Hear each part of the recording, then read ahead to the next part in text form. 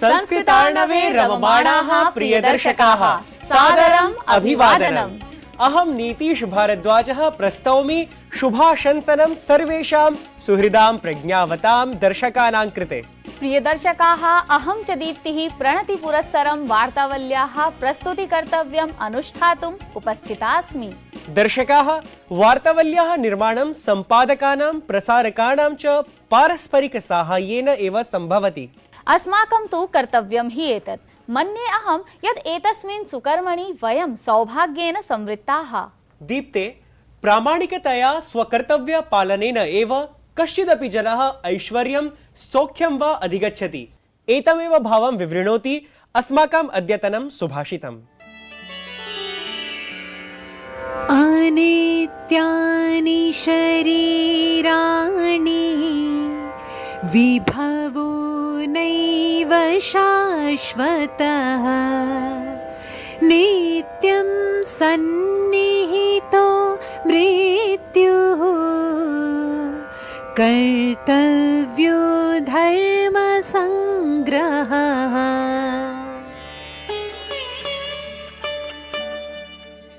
यह शरीर सदैव नहीं रहता, न ही धन ऐश्वर्य सदैव के लिए होता है, और मृत्यु तो हमेशा ही मंडराती रहती है।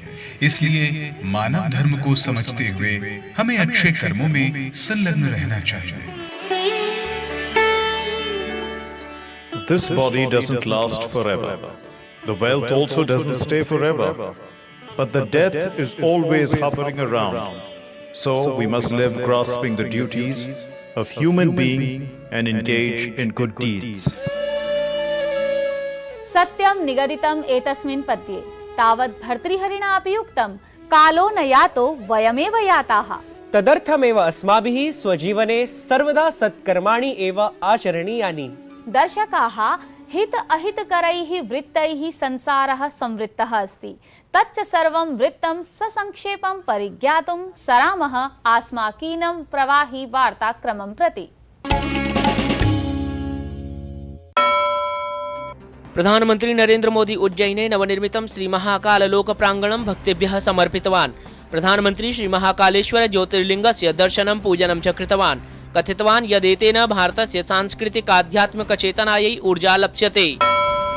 हिमाचल प्रदेशे विधानसभा संबद्धं निर्वाचनं नवंबर मासस्य 12 दिनाङ्के अनुष्ठितं स्यात्, यस्य परिणामः दिसंबर मासस्य 8 दिनाङ्के सर्वसम्मुखमागच्छेत्। राष्ट्रपति पदासीना द्रौपदी मुर्मुः असमे प्रसिद्ध कामाख्या मन्दिरं गत्वा दर्शनं कृतवती। अष्टोत्तरैकशतशक्तिपीठेषु अन्यतमे कामाख्या मन्दिरे राष्ट्रपतिद्वारा पूजार्चनादिकं सम्पादितम्। एतस्मिन् अवसरे असमस्य राज्यपालः प्रोफेसर जगदीश मुखी, मुख्यमंत्री डॉक्टर हिमंत बिस्वा शर्मा उपस्थितौ अभवताम्। रक्षामंत्री राजनाथ सिंह नवदिल्ल्यां राष्ट्रिय युद्ध स्मारक परिसरे अन्तर्जालफलकं मां भारती के सपूत इत्येतत् प्रवर्तितवान्। एतन्माध्यमेन नागरिकाः सशस्त्र सेना युद्ध हताहत कल्याण कोषे योगदानं कर्तुमर्हन्ति। एतद्वारा वीरगतिङ्गत सैनिकानां परिवारेभ्यः साहाय्यं भविष्यति। 17 प्रवासी भारतीय दिवस सम्मेलनं मध्यप्रदेश प्रशासन सहयोगेन आगामि वर्षस्य जनवरी मासस्य 8 दिनात् 10 दिवसपर्यन्तम् इन्दौरे आयोजयिष्यते। विदेशमन्त्री डॉक्टर एस जयशंकरः, मध्यप्रदेशस्य मुख्यमंत्री शिवराज सिंह चौहानश्च एतत् सम्मेलनसम्बद्धम् अन्तर्जालफलकं प्रवर्तितवन्तौ। कर्णाटके हिजाब प्रकरणे उच्च न्यायालयस्य निर्णयं विरुध्य विहितासु याचिकासु अधुना उच्चतम न्यायालयस्य उच्चपीठद्वारा वादश्रवणं करिष्यते। निर्णायकेषु विमतिकारणाद् उच्चपीठाय वादश्रवणनिर्णयः एषः सारितः। गुजराते आयोजिते 36 राष्ट्रिय क्रीडायोजनस्य भव्य कार्यक्रमेण सार्धं समापनं जातम्। अत्र सर्विसेज इत्येतत् प्रथमस्थाने, महाराष्ट्रं च द्वितीयस्थाने व्यराजताम्। महिलावर्गे हाशिका रामचन्द्रा, पुरुषवर्गे च साजन प्रकाशः श्रेष्ठ क्रीडकरूपेण संस्तुतौ। एतस्मिन् अवसरे उपराष्ट्रपतिः जय पराजयाभ्यां पृथक् खेलभावनां सबलं प्रत्यपादयत्। दीप्ते, देश देशान्तरेषु सम्प्रति संस्कृतेः च प्रभावः प्रसारः अपि प्रवर्धमानः लक्ष्यते। नीतीश, जानाति वा, उज्जैन्यां महाकाल मन्दिरस्य निर्माणं द्वापरयुगात् प्राग् एव मन्यते इति? आम्, अनेकेषु पौराणिकवृत्तेषु काव्यग्रन्थेषु च महाकाल मन्दिरस्य उल्लेखः अपि प्राप्यते। कर्पूरगौरं करुणावतारं संसारसारं भुजगेन्द्रहारं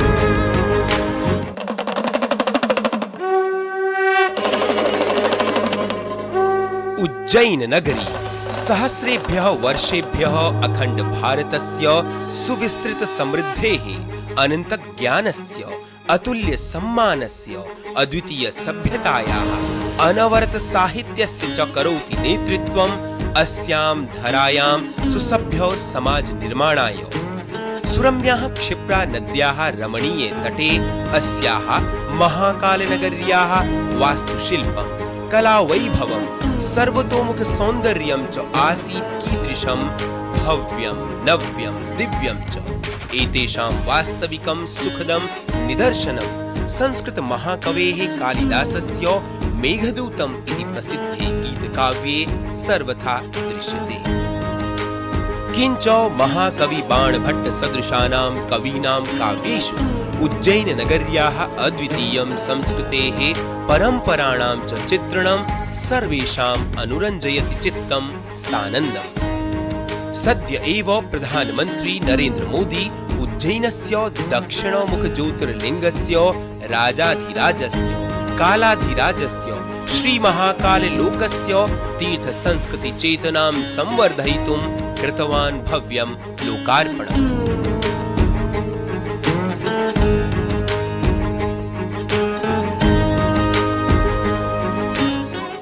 उज्जैन के क्षण क्षण में पल पल में इतिहास सिमटा हुआ है। कण कण में आध्यात्म समाया हुआ है और कोने कोने में ईश्वरीय ऊर्जा संचारित हो रही है। यहां काल चक्र का 84 कल्पों का प्रतिनिधित्व करते 84 शिवलिंग है। यहां 4 महावीर है, 6 विनायक है, 8 भैरव है, 8 मातृकाएं हैं, 9 ग्रह है, 10 विष्णु है, 11 रुद्र है, 12 आदित्य है, 24 देवियां है और 88 तीर्थ है। और इन सबके केंद्र में राजाधिराज कालाधिराज महाकाल विराजमान है। महाकालस्य इयमेव पूतात्मिकायाः धरणीतः विक्रम संवद रूपेण भारतीय काल गणनायाः एकः नवीनः अध्यायः जातः आरम्भः। अतः सर्वदैव तीर्थ सान्निध्येन पवित्रितः गुरुकुल मठादि संगमेन आदृतः महात्म चरणैः पावनीभूतः गणमान्य जन घोषैः गुंजितः श्रद्धालुभिः पूजितः ज्ञान विज्ञान प्रज्ञान राशिना च खचितः श्री महाकाल लोकः वस्तुतः लोकार्पण समये सांस्कृतिक वैभवस्य अतिभव्य राजधानीत्वेन शोभ्यते स्म। भारत का शोषण भी हुआ, आजादी भी गई। इल्तुतमिश जैसे आक्रमणकारियों ने उज्जैन की ऊर्जा को भी नष्ट करने के प्रयास किए, लेकिन हमारे ऋषियों ने कहा है, चंद्रशेखरम आश्रय, चंद्रशेखरम आश्रय मम किम करिष्यति व्ययम। अर्थात महाकाल शिव की शरण में अरे मृत्यु भी हमारा क्या कर लेगा। अत्र महाकाल मंदिरे संपूर्ण विश्वतः कोटि कोटि श्रद्धालवः सिंहस्थ नाम महाकुंभ पर्वणि सहर्षम् आयान्ति। एतेषां सर्वेषां मनःसु शिवस्य शिवत्वस्य च कृते अकैतवं समर्पणम्। सर्वेषां मनःसु क्षिप्रा नद्याः कृते अनन्या श्रद्धा, जीव प्रकृतिभ्यः कृते संवेदनशीलता निश्चयेन विश्वहिताय शिव संकल्पाय च दरीदृश्यते। वार्तावल्यै सुनीलः जोशी। कर्पूरगौरं करुणावतारं संसारसारं भुजगेन्द्रहारम्। एतस्याः एव प्राच्यविद्यायाः अग्रगण्यविद्वत्सु अन्यतमः प्रकीर्त्यते पण्डितप्रवरः मकरन्दः पराञ्जपेवर्यः। भारतीयभाषाणां साहित्यसंस्कृतेः च मर्मज्ञस्य आचार्यस्य विचारान् शृणुमः आस्माकीने तृतीया प्रभागे।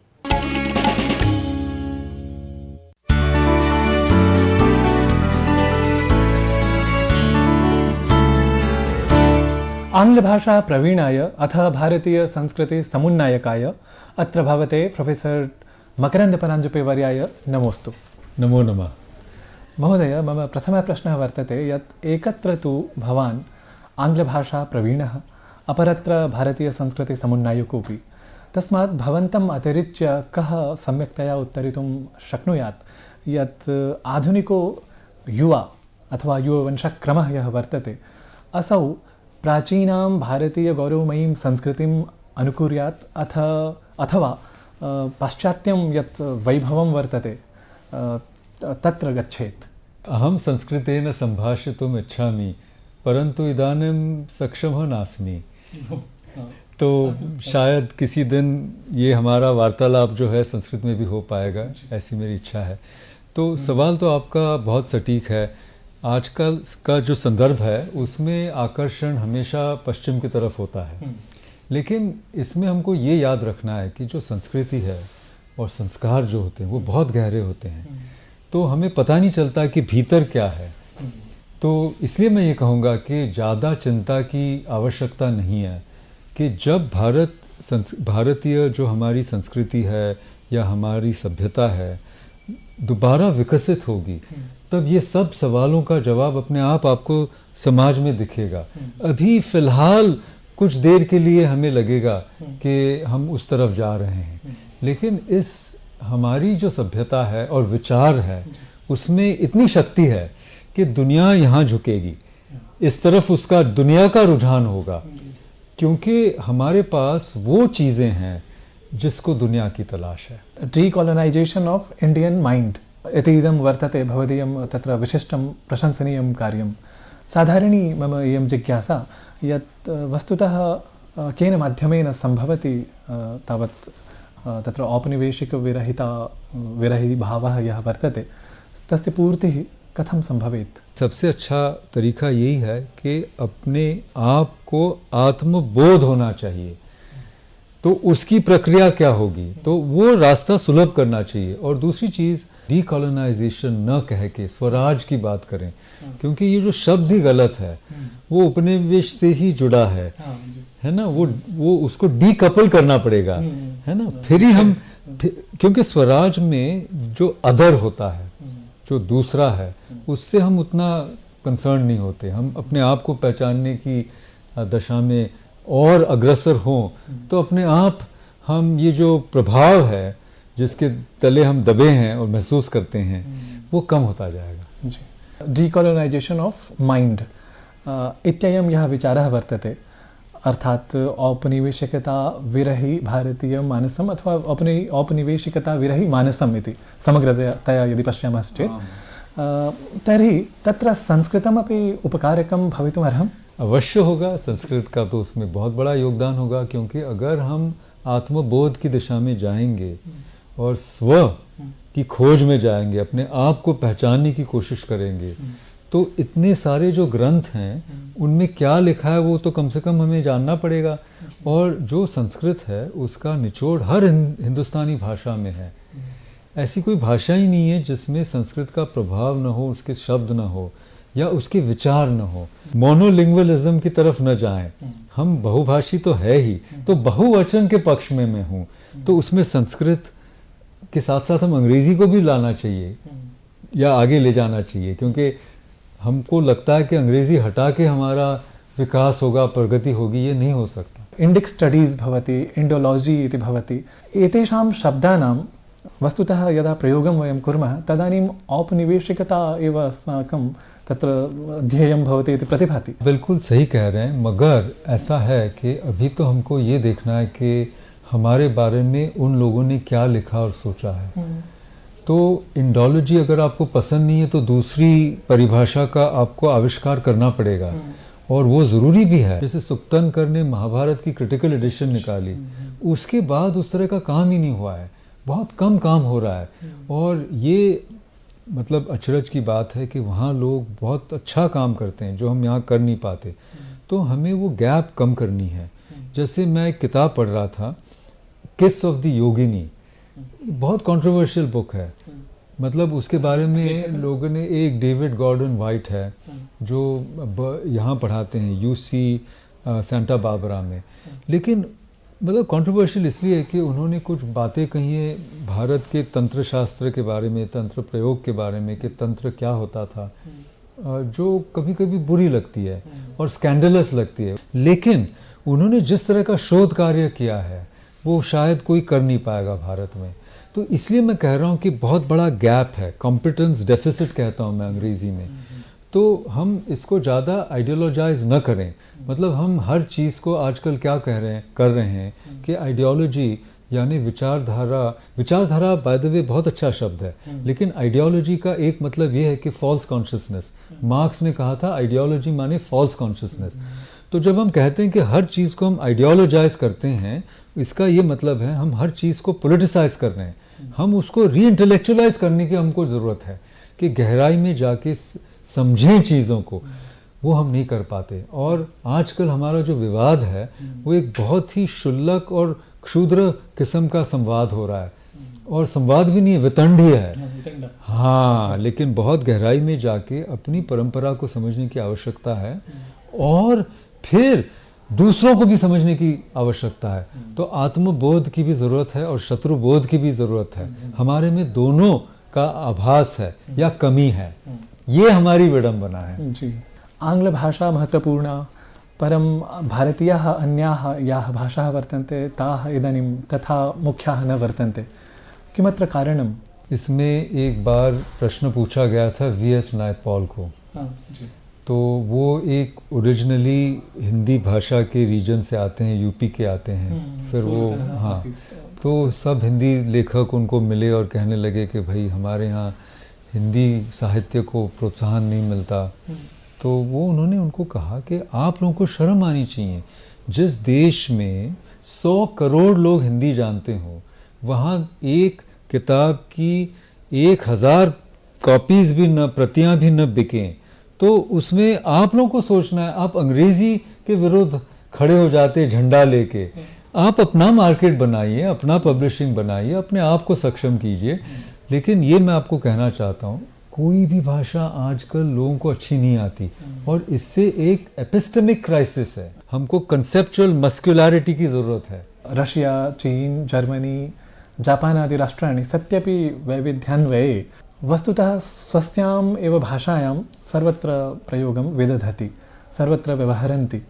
तत्र न कथयन्ति यत् आंग्लं वस्तुतः वर्तते वैश्वीकृता भाषा। आपने जो जो उदाहरण दिए हैं वो हमारे से बहुत अलग है। रशिया, चीन, जापान, ये इनका कॉलोनाइजेशन नहीं हुआ सही तरीके से। आप देखिए, हमारी दुर्दशा 800 साल पुरानी है। आप तो रशिया वगैरह से कंपैरिजन नहीं कर सकते। और हमारे यहाँ बहुत भाषाएं चली हैं भारत में। तो हम फ़ारसी में भी हम इतने निपुण हो गए हैं कि ईरान से ज़्यादा हमने फ़ारसी लिटरेचर प्रोड्यूस किया है। तो यही हमारी खासियत है, हम जिस चीज़ को अपनाते हैं उसमें अधिक अच्छा हो जाते हैं। तो इसलिए रशिया, चीन, जर्मनी अथवा जापान, थाईलैंड से भी हमारी कंपैरिजन नहीं हो सकती। ये तो एकदम अनोखा हमारा जो एक्सपीरियंस है। कुछ अफ्रीकन देश ऐसे हैं और कुछ साउथ अमेरिकन देश हैं जहाँ पे अपनी भाषा ही नहीं है। आप साउथ अमेरिका जाइए, केचुआ या 1-2 भाषाओं को छोड़ के सारी भाषाएं नष्ट हो गई। सिर्फ पोर्चुगीज़ चलती है ब्राज़ील में, और बाकी पूरे साउथ अमेरिका में स्पेनिश चलती है जो यूरोपियन भाषा है। उससे तो हम अच्छे हैं, ये मैं कहना चाह रहा हूँ। तो हम कुछ बीच में हैं। ये लोग हमारे आगे हैं, अपनी भाषा को रखे हैं, और कुछ लोग तो पूरी भाषाएं गंवा चुके हैं, कुछ नहीं बचा, अवशेष नहीं बचे। हम बीच में हैं। संस्कृत संस्कृत्यनुरागिणस्तु वयं राष्ट्रशब्देन परिचिताः, चिरात् परिचिताः। परं राष्ट्रवाद शब्दः, अयं राष्ट्रवाद इत्ययं यः शब्दः सः आधुनिकः। तस्य मूलमपि क्व वर्तते इत्ययमपि मम प्रश्नः। अथ वैश्वीकरणस्य युगे अथवा संयोजनात्मके परिवेशे राष्ट्रवादस्य इदानीमपि तथा औचित्यं वर्तते वा? देखिए, ये मैं कहना चाहूँगा कि भारत का बहुत प्राचीन इतिहास है। इसमें लगभग 55% भारत में बड़े साम्राज्य हुए हैं, है ना, और 45% या उल्टा कहिए 45% बड़े साम्राज्य हुए हैं और 55% छोटे छोटे साम्राज्य होते हैं। साम्राज्य नहीं कह सकते, छोटे छोटे राज्य, रियासत। तो इन दोनों का एक डायलेक्टिकल चला था हिंदुस्तान में, भारत में, ठीक है। तो आज जो चीज़ हम कहते हैं राष्ट्रवाद, इसकी आवश्यकता क्यों है? क्योंकि ये जो इंडियन स्टेट है, आज का जो स्टेट है, इससे बड़ा स्टेट हुआ करता था। अकबर का स्टेट इससे बड़ा था, औरंगजेब का इससे बड़ा था, मौर्यास का इससे बड़ा था, गुप्तास का इससे बड़ा था, लेकिन बाकी सारे स्टेट इससे छोटे रहे हैं ज़्यादातर। तो ये भारतीय स्टेट एक बहुत ही, मैं तो कहूँगा, एक चमत्कार है। इसको बचाने के लिए राष्ट्रवाद की आवश्यकता है। तो शब्द कोई भी आप अपनाएं तो एकता कैसे बनी रहेगी जहाँ पे इतनी विविधता है? तो ये राष्ट्रवाद एक ही चीज़ है जिससे हम एकता की ओर जा सकते हैं। और ये जो मॉडर्न नेशनलिज्म है, मॉडर्न जो है, वो तो मतलब वेस्ट में, वेस्टफेलिया के बाद ही 200 साल भी पुराना नहीं है, ज़्यादा नहीं है। फर्स्ट नेशन आप कह सकते हैं अमेरिका है, 1776 मॉडर्न नेशन। उसके पहले तो सारे साम्राज्य ही थे। तो अभी राष्ट्रवाद कह सकते हैं ग्लोबलाइज संदर्भ में इतना रेलेवेंट नहीं है, लेकिन अभी चलेगा और हमारे देश में तो इसकी बहुत ज़रूरत है। भवदीया द्वितीय शैली संवाहिकया वाचा वस्तुतः अस्मदीयदर्शकाः अनुगृहीताः भवेयुः इति समाकलय्य अत्र भवते अहं धन्यवादम् अभ्यर्पयामि। धन्यवाद।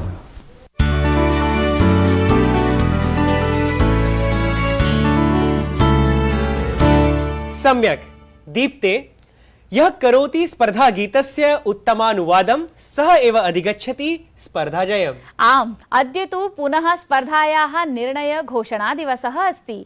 नीतीश, शीघ्रं सूचयतु कः अस्ति अद्यतनः विजेता?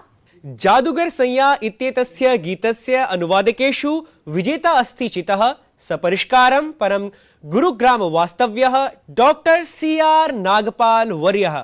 स्वीय मधुरकण्ठेन अनूदितं गीतं गायति अद्य पुणे वास्तव्या यशश्री जोशी।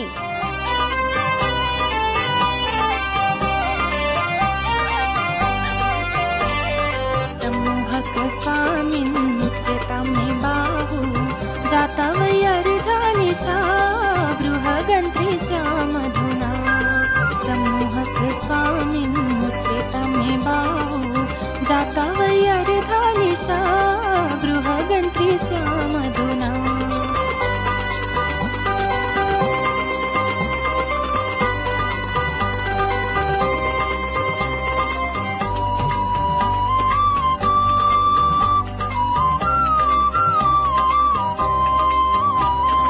अनुज्ञया भोरसिका